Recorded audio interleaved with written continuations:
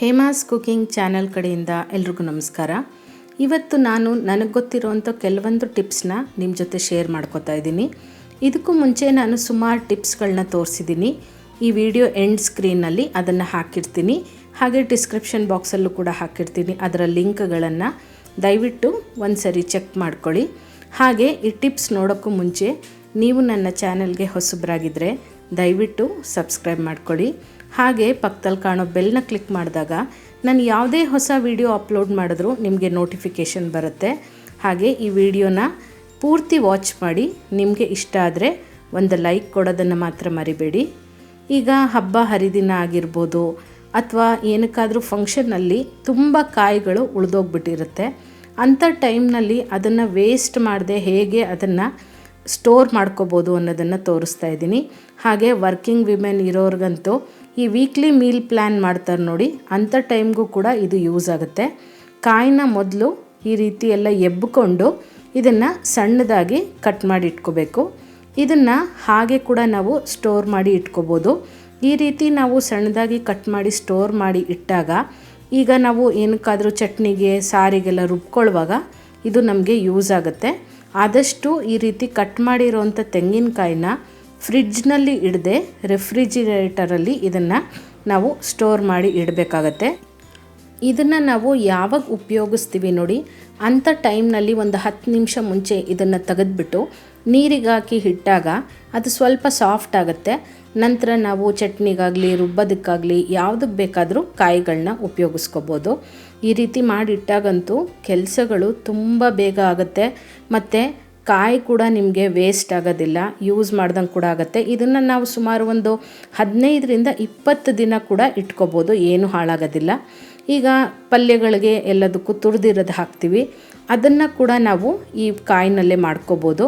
ಈಗ ಕೆಲವರಿಗೆ ಕೆಳಗಡೆ ಕೂತ್ಕೊಂಡು ಈಳ್ಗೆ ಮನೆಯಲ್ಲಿ ತುರಿಯೋದಕ್ಕಾಗಲ್ಲ, ಮಂಡಿ ನೋವೆಲ್ಲ ಇರುತ್ತೆ. ಅಂಥವರು ಈ ರೀತಿ ಮಿಕ್ಸಿಗೆ ಹಾಕ್ಕೊಂಡು ನಾವು ಕಾಯಿನ ತುರ್ಕೋಬೋದು. ನಾವು ಈಳ್ಗೆ ಮನೆಯಲ್ಲಿ ಹೇಗೆ ತುರ್ಕೋತೀವಿ ನೋಡಿ, ಅದೇ ರೀತಿಯೇ ಇದು ಇರುತ್ತೆ. ನಿಮಗೆ ದಪ್ಪ ಬೇಕಿದ್ರೆ ದಪ್ಪನಾಗಿ ಅಂದರೆ ಒಂದು ರೌಂಡ್ ಮಿಕ್ಸಿ ಹಾಕ್ಕೋಬೋದು. ಇಲ್ಲ ಸ್ವಲ್ಪ ನುಣ್ಣಗಿರಲಿ ಅಂದರೆ ಈ ರೀತಿ ತುರಿದುಬಿಟ್ಟು ಕೂಡ ನಾವು ಇದನ್ನು ಒಂದು ಏರ್ ಟೈಟ್ ಬಾಕ್ಸ್ನಲ್ಲಿ 15-20 ದಿನದವರೆಗೂ ಸ್ಟೋರ್ ಮಾಡಿ ಇಟ್ಕೋಬೋದು. ಬೆಳಗಿನ ಗಡಿಬಿಡಿನಲ್ಲಿ ಈ ರೀತಿಯಾಗಿ ನಮಗೆ ಬಿಡುವಿರೋವಂಥ ಸಮಯದಲ್ಲಿ ಸ್ವಲ್ಪ ಪ್ರಿಪರೇಷನ್ನ ಮಾಡಿ ಇಟ್ಕೊಂಡಾಗ ನಮಗೆ ಅಡುಗೆ ಮಾಡೋವಾಗ ಕೆಲಸ ಕೂಡ ಸುಲಭ ಆಗುತ್ತೆ ಮತ್ತು ಮಾಡೋವಂಥ ಕೆಲಸ ಕೂಡ ಬೇಗ ಕೂಡ ಆಗೋಗ್ಬಿಡುತ್ತೆ. ಇದೆಲ್ಲದನ್ನು ನಾವು ಮುಂಚೆನೇ ರೆಡಿ ಮಾಡಿ ಇಟ್ಕೊಂಡಾಗ ಈಗ ನೋಡಿ ಕಾಯಿನ 2 ರೀತಿಯಲ್ಲಿ ಸ್ಟೋರ್ ಮಾಡಿದ್ದಾಗಿದೆ. ಈಗ ಮನೆಯಲ್ಲಿ ಕಾಯಿ ಮುಗ್ದೋಗ್ಬಿಟ್ಟಿರುತ್ತೆ, ಕಾಯಿ ಇರೋದಿಲ್ಲ, ಆದರೆ ಕಾಯಿನ ಉಪಯೋಗಿಸ್ಬೇಕು ಅಂತ ಅಂದಾಗ ಒಣಕೊಬ್ಬರಿ ಇದ್ದಾಗ ಅದನ್ನು ಕೂಡ ನಾವು ತೆಂಗಿನಕಾಯಿ ರೀತಿಯೇ ಉಪಯೋಗಿಸ್ಕೋಬೋದು. ಆದರೆ ಒಣಕೊಬ್ಬರಿನ ನಾವು ಹಾಗೆ ಉಪಯೋಗಿಸಿದಾಗ ಅದರದ್ದೇ ಒಂದು ರೀತಿ ಟೇಸ್ಟ್ ಇರುತ್ತೆ. ನಿಮಗೆ ಒಣಕೊಬ್ಬರಿಗೂ ಹಸಿ ತೆಂಗಿನ ತುರಿಗೂ ಡಿಫ್ರೆನ್ಸ್ ಗೊತ್ತಾಗುತ್ತಲ್ವ. ಈ ರೀತಿ ಆದಾಗ ನಾವು ಒಣಕೊಬ್ಬರಿನ ಕೂಡ ಹಸಿ ತೆಂಗಿನ ತುರಿ ಥರನೇ ಬಳಸ್ಕೋಬೋದು. ಹೇಗೆ ಅಂತ ಅಂತೀರಾ, ಒಣಗಿದ ಕೊಬ್ಬರಿನ ಒಂದು ಪಾತ್ರೆಯಲ್ಲಿ ಇಟ್ಬಿಟ್ಟು ಅದಕ್ಕೆ ಬಿಸಿ ನೀರನ್ನು ಹಾಕಿ ಸುಮಾರು ಅರ್ಧ ಗಂಟೆ ಕಾಲ ನೆನೆಸ್ಕೋಬೇಕಾಗತ್ತೆ.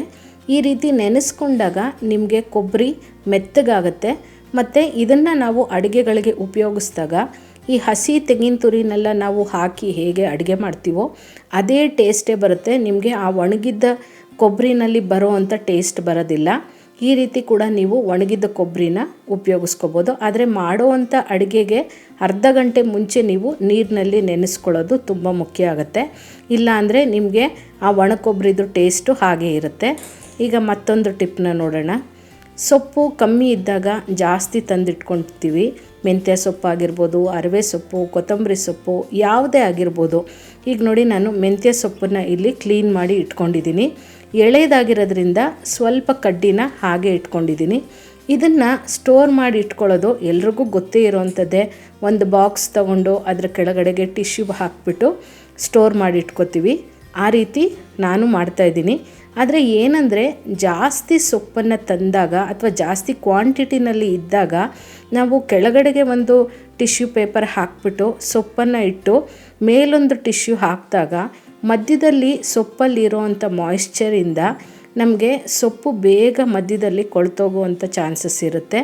ಆ ರೀತಿ ಆಗಬಾರ್ದು ಅಂದರೆ ಸೊಪ್ಪನ್ನು ಹಾಕಿ ಇಡುವಾಗ ಒಂದೊಂದು ಸ್ವಲ್ಪ ಸೊಪ್ಪನ್ನು ಹಾಕಿದಾಗಲೂ ಒಂದೊಂದು ಲೇಯರ್ಗೂ ಈ ರೀತಿ ನಾವು ಟಿಶ್ಯೂ ಪೇಪರ್ನ ಹಾಕಿಟ್ಟಾಗ ಆ ಭಾಗದಲ್ಲಿ ಇರೋವಂಥ ತೇವಾಂಶನ ಈ ಟಿಶ್ಯೂ ಪೇಪರ್ ಹೀರ್ಕೊಂಡು ನಿಮಗೆ ಸೊಪ್ಪು ಒಂದು 15 ದಿನ ಆದ್ರೂ ಫ್ರೆಶ್ ಆಗಿ ಹಾಗೇ ಇರುತ್ತೆ. ನೀವು ಜಾಸ್ತಿ ಸೊಪ್ಪಿದ್ದಾಗ ಮಾತ್ರ ಈ ರೀತಿ ಮಾಡ್ಕೋಬೋದು. ಕಮ್ಮಿ ಇದ್ದಾಗ ತಳಭಾಗಕ್ಕೊಂದು ಟಿಶ್ಯೂ ಪೇಪರ್ ಹಾಕಿ ಮೇಲೊಂದನ್ನು ಹಾಕಿದ್ರೂ ಕೂಡ ಸಾಕಾಗುತ್ತೆ. ಆದಷ್ಟು ಟಿಶ್ಯೂನ ಉಪಯೋಗಿಸಿ, ನ್ಯೂಸ್ ಪೇಪರ್ ಬೇಡ.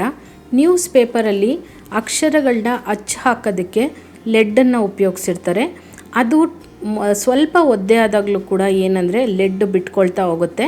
ಇದು ಆರೋಗ್ಯಕ್ಕೆ ಅಷ್ಟು ಒಳ್ಳೆಯದಲ್ಲ. ಈಗ ಮತ್ತೊಂದು ಟಿಪ್ನ ನೋಡೋಣ. ಗೊತ್ತಿದ್ದೋ ಗೊತ್ತಿಲ್ಲದೇನೋ ಎಣ್ಣೆ ಜಾಸ್ತಿ ಹಾಕ್ಬಿಟ್ಟಿರ್ತೀವಿ ಅಡುಗೆಗೆ.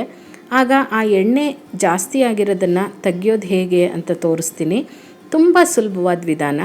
ಒಂದು ಟಿಶ್ಯೂ ಪೇಪರ್ ತೊಗೊಂಡು ಎಣ್ಣೆ ಈ ರೀತಿ ಎಲ್ಲೆಲ್ಲಿ ಜಾಸ್ತಿ ಅಂತ ಅನಿಸುತ್ತೆ ಆ ಜಾಗದಲ್ಲಿ ನೀವು ಆ ಟಿಶ್ಯೂ ಪೇಪರ್ನ ಹಿಡ್ಕೊಂಡಾಗ ಎಕ್ಸಸ್ ಆಗಿರೋವಂಥ ಎಣ್ಣೆ ಟಿಶ್ಯೂ ಪೇಪರು ಹೀರ್ಕೊಂಡ್ಬಿಡುತ್ತೆ. ನಿಮಗೆ ಎಷ್ಟು ಎಣ್ಣೆ ಪ್ರಮಾಣ ತೆಗಿಬೇಕು ಅಂತ ಅನಿಸುತ್ತೋ ಅದನ್ನು ನೀವು ತೆಗೆದುಬಿಡ್ಬೋದು. ಈ ರೀತಿ ಮಾಡಿದಾಗ ನೋಡಿ, ನೋಡ್ತಾ ಇರ್ಬೋದು ಎಣ್ಣೆನೆಲ್ಲ ಟಿಶ್ಯೂ ಪೇಪರು ಎಷ್ಟು ಚೆನ್ನಾಗಿ ಹೀರ್ಕೊಂಡಿದೆ ಅಂತ. ಅಡುಗೆ ಮನೆಯಲ್ಲಿ ಬೆಳ್ಳುಳ್ಳಿ ಬಿಡಿಸೋದೇ ಒಂದು ದೊಡ್ಡ ಕೆಲಸ. ಅದೊಂದು ರೆಡಿ ಇದ್ಬಿಟ್ರೆ ಅಡುಗೆ ಎಷ್ಟು ಬೇಗ ಆಗುತ್ತಲ್ಲ. ಸುಮಾರು ಜನ ಸುಮಾರು ವಿಧಾನದಲ್ಲಿ ಬೆಳ್ಳುಳ್ಳಿ ಬಿಡಿಸೋದನ್ನು ತೋರಿಸಿರ್ಬೋದು. ಇವತ್ತು ನನಗೆ ಗೊತ್ತಿರೋವಂಥ ಒಂದು ವಿಧಾನದಲ್ಲಿ ನಿಮಗೆ ತೋರಿಸ್ತಾ ಇದ್ದೀನಿ. ಮೊದಲನೇದಾಗಿ ಬೆಳ್ಳುಳ್ಳಿನ ಗಡ್ಡೆಯಿಂದ ಎಲ್ಲ ಇಲ್ಕುಗಳನ್ನ ನಾವು ಬಿಡಿಸ್ಕೋಬೇಕಾಗತ್ತೆ.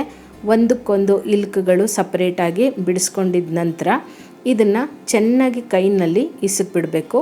ಈ ರೀತಿ ಇಸುಕಿದಾಗ ಅದರ ಮೇಲಿರೋವಂಥ ಹೊಟ್ಟೆಲ್ಲ ಆಚೆ ಬಂದುಬಿಡುತ್ತೆ. ನಂತರ ಮರ ಅಥವಾ ಈ ರೀತಿ ಒಂದು ಅಗಲವಾದ ತಟ್ಟೆ ಇದ್ದರೆ ಅದರಿಂದ ಎಕ್ಸ್ಟ್ರಾ ಇರೋವಂಥ ಆ ಹೊಟ್ಟನ್ನೆಲ್ಲ ಕೇರ್ಬಿಟ್ಟು ತೆಗೆದು ರೆಡಿ ಮಾಡಿ ಇಟ್ಕೋಬೇಕು. ನಂತರ ಈ ಬೆಳ್ಳುಳ್ಳಿನಲ್ಲಿ ಒಣಗೋಗಿರುವಂಥದ್ದು ಅಥವಾ ಕೆಟ್ಟೋಗಿರೋವಂಥ ಬೆಳ್ಳುಳ್ಳಿ ಯಾವುದಾದ್ರೂ ಇದ್ದರೆ ಅದನ್ನೆಲ್ಲ ಹಾರಿಸ್ಬಿಟ್ಟು ತೆಗೆದುಬಿಡಬೇಕು. ಈಗ ಈ ಬೆಳ್ಳುಳ್ಳಿಗೆ ನಾವು ಯಾವುದು ಅಡುಗೆ ಎಣ್ಣೆ ಮನೆಯಲ್ಲಿ ಉಪಯೋಗಿಸ್ತೀವಿ ಅದನ್ನು ಒಂದೇ ಒಂದು ಟೀ ಸ್ಪೂನಷ್ಟು ತೊಗೊಂಡು ಕೈಗೆ ಹಚ್ಕೊಂಡು ಅದನ್ನು ಬೆಳ್ಳುಳ್ಳಿಗೆಲ್ಲ ಚೆನ್ನಾಗಿ ಸವರ್ಕೋಬೇಕಾಗತ್ತೆ. ಅಂದರೆ ಒಂದೊಂದು ಬೆಳ್ಳುಳ್ಳಿಗೂ ಈ ಎಣ್ಣೆ ನಿಮಗೆ ಸವರಿದ್ದಾಗಿರಬೇಕು. ಈ ರೀತಿ ಮಾಡಿಕೊಂಡು ಇದನ್ನು ಬಿಸಿಲಿನಲ್ಲಿ ಸುಮಾರು ಒಂದು 2ರಿಂದ 3 ಗಂಟೆ ಆದ್ರೂ ಒಣಗಿಸ್ಬಿಟ್ಟು ಇಟ್ಕೋಬೇಕು. ಬೆಳ್ಳುಳ್ಳಿ ಈಗ 2-3 ಗಂಟೆ ಬಿಸಿಲಿನಲ್ಲಿ ಚೆನ್ನಾಗಿ ಒಣಗಿದೆ. ಇದಕ್ಕೆ ನಾವು ಏನು ಎಣ್ಣೆ ಹಚ್ಚಿದ್ವಿ ಅದೆಲ್ಲ ಪೂರ್ತಿ ಒಣಗ್ದಂಗಾಗಿದೆ. ಈ ರೀತಿ ಎಣ್ಣೆ ಹಚ್ಚಿ ಇಟ್ಟಾಗ ಚಿಪ್ಪೆಗಳು ಬಿಡೋದಕ್ಕೆ ತುಂಬ ಅನುಕೂಲ ಆಗುತ್ತೆ. ಈಗ ಇದನ್ನು ಯಾವುದಾದ್ರೂ ಒಂದು ನ್ಯಾಪ್ಕಿನ್ನು ಅಥವಾ ದಪ್ಪನಾಗಿರುವಂಥ ಬೆಡ್ಶೀಟ್ ಬಟ್ಟೆ ಯಾವುದಾದ್ರೂ ಸರಿ, ಅದಕ್ಕೆ ಸ್ವಲ್ಪ ಸ್ವಲ್ಪನೇ ಬೆಳ್ಳುಳ್ಳಿಗಳನ್ನ ಹಾಕ್ಕೋಬೇಕು.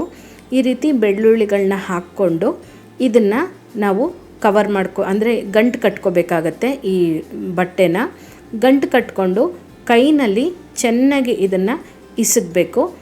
ಈ ರೀತಿ ನೋಡಿ, ಈಗ ತೋರಿಸ್ತೀನಿ ನಾನು ನಿಮಗೆ. ಈ ರೀತಿ ಕೈನಲ್ಲಿ ಚೆನ್ನಾಗಿ ಉಜ್ಕೊಂಡಾಗ ಒಳಗಡೆ ಬೆಳ್ಳುಳ್ಳಿ ಸಿಪ್ಪೆ ಬಿಡೋದಕ್ಕೆ ಅನುಕೂಲ ಆಗುತ್ತೆ. ನಿಮಗೆ ಆ ರೀತಿ ಇಸ್ಕೋದಕ್ಕೆ ಆಗಲಿಲ್ಲ ಅಂತ ಅಂದರೆ ಒಂದು ಸ್ವಲ್ಪ ಇದನ್ನು ಲೈಟಾಗಿ ನೆಲದ ಮೇಲೆ ಕುಟ್ಕೊಂಡ್ರೂ ಕೂಡ ಆಗುತ್ತೆ. ಬೆಳ್ಳುಳ್ಳಿ ಸಿಪ್ಪೆ ಎಲ್ಲ ಚೆನ್ನಾಗಿ ಬಿಟ್ಬಿಟ್ಟಿರುತ್ತೆ. ನಿಮಗೆ ಆಶ್ಚರ್ಯ ಆಗುತ್ತೆ ತೆಗೆದು ನೋಡಿದಾಗ, ಅಷ್ಟು ನೀಟಾಗಿ ಬೆಳ್ಳುಳ್ಳಿ ಎಲ್ಲ ಸಿಪ್ಪೆ ಬಿಟ್ಕೊಂಡಿರುತ್ತೆ. ಒಂದು ಸ್ವಲ್ಪ ಕೂಡ ಶ್ರಮ ಇಲ್ಲದೆ ಒಂದು 5-10 ನಿಮಿಷದಲ್ಲೇ 1/4 kg ಬೆಳ್ಳುಳ್ಳಿನ ನಾವು ಸುಲಭನಾಗಿ ಸುಲ್ಕೊಂಡು ಬಿಡ್ಬೋದು. ಈಗ ಸುಮಾರು ಜನ ನನಗೆ ಕಮೆಂಟ್ ಮಾಡಿ ಕೇಳ್ತಾ ಇದ್ರಿ, ನಿಮಗೆ ಯಾವುದೇ ರೀತಿ ನೆಗೆಟಿವ್ ಕಮೆಂಟ್ಸ್ ಬರಲ್ವಾ? ನೆಗೆಟಿವ್ ಕಮೆಂಟ್ಸ್ ಬಂದಾಗ ಅದನ್ನು ನೀವು ಯಾವ ರೀತಿ ಸ್ವೀಕರಿಸ್ತೀರಾ ಅಂತ.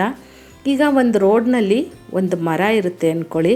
ಆ ಮರನ ನೋಡಿದಾಗ ಆ ರೋಡ್ನಲ್ಲಿರುವಂಥ ಒಬ್ಬ ವ್ಯಕ್ತಿ, ಅಬ್ಬಾ ಯಾರೋ ಪುಣ್ಯಾತ್ಮ ಮರ ನೆಟ್ಟಿದ್ದಾನೆ, ಎಷ್ಟು ಚೆನ್ನಾಗಿ ನೆರಳು ಕೊಡ್ತಾ ಇದೆ, ಇದರಿಂದ ನಮಗೆ ಎಷ್ಟು ಒಳ್ಳೆ ಗಾಳಿ ಸಿಗ್ತಾ ಇದೆ, ವಾತಾವರಣ ಎಷ್ಟು ತಂಪಾಗಿದೆ ಅಂತಾನೆ. ಅದೇ ಮತ್ತೊಬ್ಬ ವ್ಯಕ್ತಿ, ಏನಪ್ಪ ಇದು ಯಾರು ಮರ ನೆಟ್ಟಿದ್ದು, ಎಷ್ಟೊಂದು ಕಸ ಕಡ್ಡಿ ಬಿಡುತ್ತೆ, ಎಲೆ ಉದುರುತ್ತೆ ಅಂತಾನೆ. ಇಲ್ಲಿ ನಾವು ನೋಡಬೇಕಾಗಿರೋದು 2 ವಿಭಿನ್ನವಾದ ವ್ಯಕ್ತಿಗಳ ಭಾವನೆಗಳು. ಅದೇ ರೀತಿ ಜೀವನದಲ್ಲಿ ಕೂಡ ಕಷ್ಟ ಸುಖ ಇರ್ಬೋದು, ಅವಮಾನ ಅಪಮಾನಗಳಿರ್ಬೋದು, ಯಾವುದನ್ನೇ ಆದರೂ ನಾವು ಒಂದು ಮರದ ಥರ ಸ್ವೀಕರಿಸಬೇಕು. ಯಾರೋ ಒಬ್ಬರು ನಮ್ಮನ್ನು ಹೊಗಳಿದ್ರು ಅಂದಾಗ ಹಿಗ್ಗದೆ ಅಥವಾ ನಮ್ಮನ್ನು ತೆಗಳಿದ್ರು ಅಂತ ಕುಗ್ಗದೆ ನಮ್ಮ ಕೆಲಸ ಏನಿದೆ ಅದನ್ನು ನಾವು ಪ್ರಾಮಾಣಿಕವಾಗಿ ಮಾಡ್ತಾ ಹೋದಾಗ ಗೆಲುವು ಒಂದಲ್ಲ ಒಂದು ದಿನ ನಮಗೆ ಸಿಕ್ಕೇ ಸಿಗುತ್ತೆ. ಜೀವನದಲ್ಲಿ ನಾವು ಮುಂದೆ ಬರ್ತೀವಿ. ನಮ್ಮನ್ನು ಯಾರು ಕೆಟ್ಟದಾಗಿ ನೋಡಿದ್ರೋ ಅವರು ಕೂಡ ಮತ್ತೆ ತಿರುಗಿ ನಮ್ಮ ಕಡೆ ನೋಡೋ ರೀತಿ ಆಗುತ್ತೆ. ಏನಂತೀರಾ? ನಾನು ಹೇಳಿದ ಮಾತು ಸರಿ ಅನಿಸಿದ್ರೆ ಕಮೆಂಟ್ ಮೂಲಕ ನನಗೆ ತಿಳಿಸ್ತೀರಾ ಅಲ್ವಾ? ನೋಡಿ, ಮಾತಾಡ್ತಾನೇ ಎಷ್ಟು ಬೇಗ ಬೆಳ್ಳುಳ್ಳಿ ಸುಲಿದಿದ್ದೇ ಆಗೋಯ್ತಲ್ವಾ? ಎಷ್ಟು ಬೇಗ ಶ್ರಮ ಇಲ್ಲದೆ, ಒಂದು ಚಾಕು ಇಲ್ಲದೆ, ಎಷ್ಟು ಸುಲಭನಾಗಿ ಸ್ವಲ್ಪ ಎಣ್ಣೆ ಸವರಿದ ತಕ್ಷಣವೇ ಎಷ್ಟು ಚೆನ್ನಾಗಿ ಬೆಳ್ಳುಳ್ಳಿ ಎಲ್ಲ ಬಿಡಿಸ್ಕೊಂಡಿದ್ದೀವಿ. ಈ ರೀತಿ ನೀವು ಎಣ್ಣೆ ಹಚ್ಚಿ ಮಾಡಿರೋವಂಥ ಬೆಳ್ಳುಳ್ಳಿನ ಸುಲಿದಿದ್ದು 1 ತಿಂಗಳವರೆಗೂ ಇಟ್ಕೋಬೋದು. ಈಗ ಮತ್ತೊಂದು ಟಿಪ್ನ ನೋಡೋಣ. ಈಗ ಗೋಡಂಬಿ ಮತ್ತು ಬಾದಾಮಿನೆಲ್ಲ ಜಾಸ್ತಿ ತಂದಿಟ್ಟಿರ್ತೀವಿ. ಹೊಸದ್ರಲ್ಲಿ ತಂದಾಗ ಫ್ರೆಶ್ ಆಗಿರುತ್ತೆ. ಸ್ವಲ್ಪ ದಿನ ಆಗ್ತಾ ಇದ್ದಂಗೆ ಮೆತ್ತಗಾಗ್ಬಿಡುತ್ತೆ. ಈಗ ನೋಡಿ, ಗೋಡಂಬಿ ಎಷ್ಟು ಕ್ರಿಸ್ಪಿಯಾಗಿದೆ. ಸ್ವಲ್ಪ ದಿನ ಆಗ್ತಾ ಇದ್ದಂಗೆ ಮೆತ್ತಗಾಗ್ಬಿಡುತ್ತೆ ಮತ್ತು ತಿನ್ನೋದಕ್ಕೂ ಕೂಡ ಚೆನ್ನಾಗಿರೋದಿಲ್ಲ. ಇದು ಇದೇ ರೀತಿ ಫ್ರೆಶ್ ಆಗಿ ಗರ್ಗರಿಯಾಗಿ ಇರಬೇಕು ಅಂದರೆ ಇದಕ್ಕೊಂದು ಟಿಪ್ ಇದೆ. ಏನಂತ ನೋಡೋಣ. ಒಂದು ಬಟ್ಟೆ ಅಥವಾ ಟಿಶ್ಯೂ ಪೇಪರು ಯಾವುದಾದ್ರೂ ಪರವಾಗಿಲ್ಲ, ಇದಕ್ಕೆ 1 ಟೀ ಸ್ಪೂನಷ್ಟು ಅಕ್ಕಿನ ಹಾಕ್ಕೊಂಡು ಇದನ್ನು ಗಂಟು ಕಟ್ಕೋಬೇಕಾಗತ್ತೆ. ಈ ರೀತಿ ಗಂಟು ಕಟ್ಟಿದ್ದನ್ನು ನಾವು ಡಬ್ಬದಲ್ಲಿ ಇಟ್ಟಾಗ ಈ ಅಕ್ಕಿ ಈ ಬಾದಾಮಿ ಮತ್ತು ಗೋಡಂಬಿನಲ್ಲಿ ಇರೋ ಅಂಥ ತೇವಾಂಶನೆಲ್ಲ ಹೀರ್ಕೊಂಡು ನಿಮಗೆ ಗರ್ಗರಿಯಾಗಿ ತುಂಬ ದಿನ ಇರೋದಕ್ಕೆ ಅನುಕೂಲ ಮಾಡಿಕೊಡುತ್ತೆ. ನೀವು ನೋಡಿ, ನಾನಿಲ್ಲಿ ಟಿಶ್ಯೂನಲ್ಲಿ ಕವರ್ ಮಾಡಿದ್ದೀನಿ. ಇದನ್ನು ದಾರದಿಂದನಾದರೂ ಕಟ್ಕೋಬೋದು, ಇಲ್ಲ ಅಂದರೆ ಒಂದು ರಬ್ಬರ್ ಬ್ಯಾಂಡ್ ಆದರೂ ಹಾಕ್ಬಿಟ್ಟು ನೀವು ಡ್ರೈ ಫ್ರೂಟ್ಸ್ ಡಬ್ಬಿನಲ್ಲಿ ಇಟ್ಕೋಬೋದು. ಇದ್ರ ಜೊತೆಗೆ ಬೇಕಿದ್ದರೆ ನೀವು ಒಂದು 4ರಿಂದ 5 ಲವಂಗನ ಕೂಡ ಹಾಕಿಟ್ಟಾಗ ನಿಮಗೆ ಹುಳುಗಳು ಕೂಡ ಬರೋದು ಅವಾಯ್ಡ್ ಆಗುತ್ತೆ. ಈ ರೀತಿ ನಾವು ಡ್ರೈ ಫ್ರೂಟ್ಸ್ನ ತುಂಬ ದಿನ ಸ್ಟೋರ್ ಮಾಡಿ ಇಟ್ಕೋಬೋದು. ಇದೇ ರೀತಿ ಮತ್ತೊಂದು ಅನುಕೂಲ ಆಗುವಂಥ ಟಿಪ್ಸ್ ಯಾವುದಂತ ನೋಡೋಣ. ಯಾವುದಾದ್ರೂ ಹಳೆ ಬಟ್ಟೆಗಳಿದ್ದರೆ ಅದನ್ನು ಈ ರೀತಿ ಸಣ್ಣ ಸಣ್ಣ ಪೀಸಸ್ಗಳಾಗಿ ಕಟ್ ಮಾಡಿ ಇಟ್ಕೋಬೋದು. ಇದು ಅಡುಗೆ ಮನೆಯಲ್ಲಿ ತುಂಬ ಕೆಲಸಕ್ಕೆ ಬರೋವಂಥದ್ದು. ಹೇಗೆ ಅಂತ ಅಂತೀರಾ? ಈಗ ಸಡನ್ನಾಗಿ ಏನಾದರೂ ಹಾಲು ಚೆಲ್ಲೋಗಿರುತ್ತೆ, ಸಾಂಬಾರು ಚೆಲ್ಲಿರುತ್ತೆ, ಸ್ಟವ್ ಮೇಲೆ ಎಣ್ಣೆ ಜಿಡ್ಡಾಗಿರುತ್ತೆ, ಅಂಥದನ್ನೆಲ್ಲ ಒರೆಸೋದಕ್ಕೆ ನಾವು ದಿನನಿತ್ಯ ಉಪಯೋಗಿಸೋವಂಥ ನ್ಯಾಪ್ಕಿನಲ್ಲಿ ಒರೆಸಿದಾಗ ಅದನ್ನು ಒಗೆಯೋದು ಎಲ್ಲ ತುಂಬಾ ಕಷ್ಟ ಆಗಿಬಿಡುತ್ತೆ. ಈಗ ನೋಡಿ, ಇಲ್ಲಿ ಎಣ್ಣೆ ಚೆಲ್ಲಿದೆ. ಈ ರೀತಿ ಸಣ್ಣದಾಗಿ ಕಟ್ ಮಾಡಿ ಇಟ್ಕೊಂಡಿರೋವಂಥ ಬಟ್ಟೆನಲ್ಲಿ ನಾವು ಒರೆಸ್ಬಿಟ್ಟು ಇದನ್ನು ಆಚೆ ಹಾಕ್ಬಿಡ್ಬೋದು. ಇದರಿಂದ ಏನಂದರೆ ನಮಗೆ ಕೆಲಸಗಳು ಕೂಡ ಸುಲಭ ಆಗುತ್ತೆ. ಮತ್ತು ಈಗ ಹಾಲೆಲ್ಲ ಚೆಲ್ಲಿದಾಗ ಅದನ್ನು ಒರೆಸಿದಾಗ ನ್ಯಾಪ್ಕಿನಲ್ಲಿ ತುಂಬ ವಾಸನೆ ಬರುತ್ತೆ. ಒಗಿಬೇಕು, ಒಣಗಿಸ್ಬೇಕು. ಆ ರೀತಿ ಯಾವುದೇ ರೀತಿ ಶ್ರಮ ಇಲ್ಲದೆ ಈ ರೀತಿ ಪೀಸಸ್ನ ಇಟ್ಕೊಂಡಾಗ ಕೆಲಸ ಕೂಡ ಸುಲಭ ಆಗುತ್ತಲ್ಲ. ನೋಡಿ, ಇದನ್ನು ಒರೆಸೋದಕ್ಕೆ ಇಷ್ಟು ದೊಡ್ಡ ನ್ಯಾಪ್ಕಿನ್ನ ನಾವು ಉಪಯೋಗಿಸ್ಬೇಕಾಗಿತ್ತು. ಅದರ ಬದಲಾಗಿ ಒಂದು ಸಣ್ಣ ಬಟ್ಟೆ ಚೂರಿನಿಂದ ಎಷ್ಟು ಅನುಕೂಲ ಆಯ್ತಲ್ವಾ. ಇವತ್ತು ನಾನು ತೋರಿಸಿರೋವಂಥ ಈ ಟಿಪ್ಸು ನಿಮಗೆ ಅನುಕೂಲ ಆಗುತ್ತೆ ಅಂತ ಅಂದ್ಕೊಂಡಿದ್ದೀನಿ. ಮತ್ತಷ್ಟು ಈಸಿಯಾದಂಥ ರೆಸಿಪೀಸ್ಗಾಗಿ ಹಾಗೆ ಟಿಪ್ಸ್ಗಾಗಿ ಹೇಮಾಸ್ ಕುಕಿಂಗ್ ಚಾನಲ್ನ ಮರೀದೇ ಸಬ್ಸ್ಕ್ರೈಬ್ ಮಾಡ್ಕೊಳ್ಳಿ. Thank you.